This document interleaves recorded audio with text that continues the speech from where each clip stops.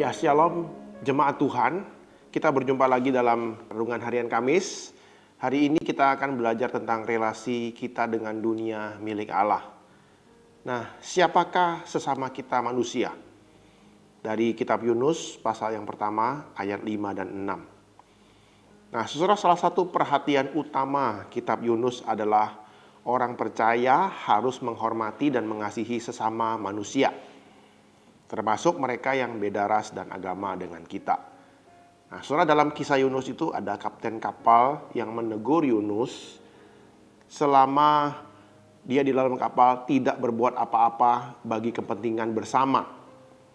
Nah, saudara, dalam kapal selama badai berlangsung, Yunus melakukan hal yang berlawanan dengan apa yang Yesus ajarkan, yaitu peduli kepada sesama. Yesus pernah mengajarkan dari perumpamaan orang Samaria yang baik hati. Lukas 10 ayat 25-37. Nah, dalam cerita itu orang Samaria sedang melakukan perjalanan melalui suatu tempat yang berbahaya dan terpencil, penuh dengan penjahat. Di sana ia bertemu dengan orang Yahudi yang telah diserang, dirampok, dibiarkan terluka dan terbaring di jalan.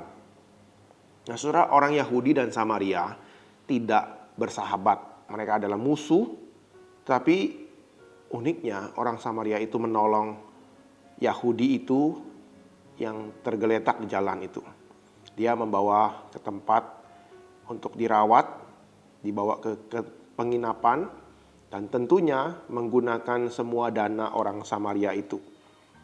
Nah, saudara, dengan Yunus sebagai contoh yang buruk dan orang Samaria sebagai contoh yang baik, Alkitab menjawab pertanyaan tentang relasi sosial orang percaya. Siapakah sesamaku manusia? Itu pertanyaannya yang pertama. Dengan menggambarkan seorang pria yang menolong musuhnya dan berkata, "Pergilah dan perbuatlah demikian." Yesus ingin dengan tegas mengatakan bahwa semua orang butuh bantuan. Tidak peduli rasnya apa, agamanya apa, nilai dan budayanya apa. Semua itu adalah sesama kita manusia. Kemudian pertanyaan kedua adalah, bagaimana saya seharusnya memperlakukan sesama saya manusia? Dengan menjadikan orang Samaria sebagai pahlawan cerita itu, Yesus sedang memberi pesan bahwa Allah bisa dan memang memberikan kebaikan moral, hikmat, dan kasih kepada semua orang, baik kepada semua ras dan semua kelompok. Jadi siapapun itu Allah punya hak dan beranugerah kepada mereka, sehingga mereka juga bisa menolong orang lain. Nah, saudara, apa artinya mengasihi sesama? Nah, dalam menjawab pertanyaan ini, Yesus menggambarkan seseorang yang memenuhi kebutuhan ekonomi, materi, dan fisik. Semua itu dipenuhinya tanpa peduli ras dan agamanya. Ia memenuhi kebutuhan orang itu untuk kebaikan bersama. Tindakan orang Samaria itu mengusahakan kebaikan bersama sangat luar biasa. Nah, seorang penafsir menyimpulkannya seperti ini. Dia berhenti di Yeriko untuk membantu orang yang tidak dikenalnya dengan bahaya yang jelas bisa terjadi karena dia pun bisa diancam seperti itu. Dia memberikan uangnya, barangnya secara cuma-cuma. Dia juga tidak membuat perjanjian bayar kembali seperti itu.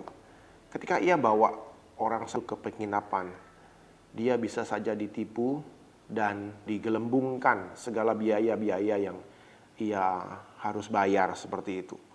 Dan kemungkinan besar dia bisa diperas ketika menitipkan orang yang sakit itu ke dalam penginapan yang belum sama sekali ia kenal.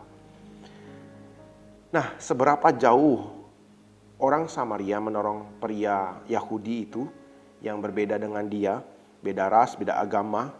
Yesus berkata kepada yang menanya kepada dia, "Pergilah dan perbuatlah demikian. Seperti itulah kamu harus mengasihi sesamamu."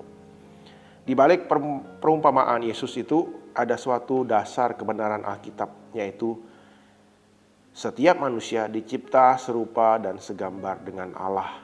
Kejadian pasal yang pertama ayat 26 dan 27. Meski ada banyak perdebatan tentang ciri apa saja yang membentuk gambaran itu, tapi di situ jelas diajarkan bahwa setiap manusia bernilai dan berharga. Implikasi yang jelas adalah kita tidak boleh menyerang, mengeksploitasi, atau melakukan kekejaman terhadap semua orang. Kita berkata kita tidak boleh mengutuk atau memperlakukan semua orang secara tidak terhormat karena mereka memiliki gambar Allah. Seperti itu. Nah, apa artinya ini secara praktis bagi kita? Artinya, orang Kristen tidak boleh menganggap bahwa peran mereka dalam hidup ini hanya terbatas membangun gereja, meski itu sangat penting. Mereka juga harus sebagai sesama warga manusia bekerja dan berkorban bagi kehidupan dan kebaikan sesama. Apakah itu? Dalam pengertian yang dasar, itu merujuk kepada hal-hal yang bermanfaat bagi komunitas manusia, bukan untuk kepentingan yang egois beberapa individu, tetapi kelompok atau kelas atau segala ras, suku, bangsa, dan budaya. Nah, saudara, kita dipanggil oleh Kristus menjadi terang dan garam bagi dunia ini. Kita tidak boleh egois untuk kepentingan kita sendiri. Kita bukan terang di tengah-tengah gereja Tuhan. Kita terang bagi dunia. Kehadiran kita harus berdampak sesuai dengan fungsi kita, yaitu terang yang menerangi kegelapan dunia ini, menggarami dunia ini, mencegah kebusukan terjadi di tengah-tengah dunia ini.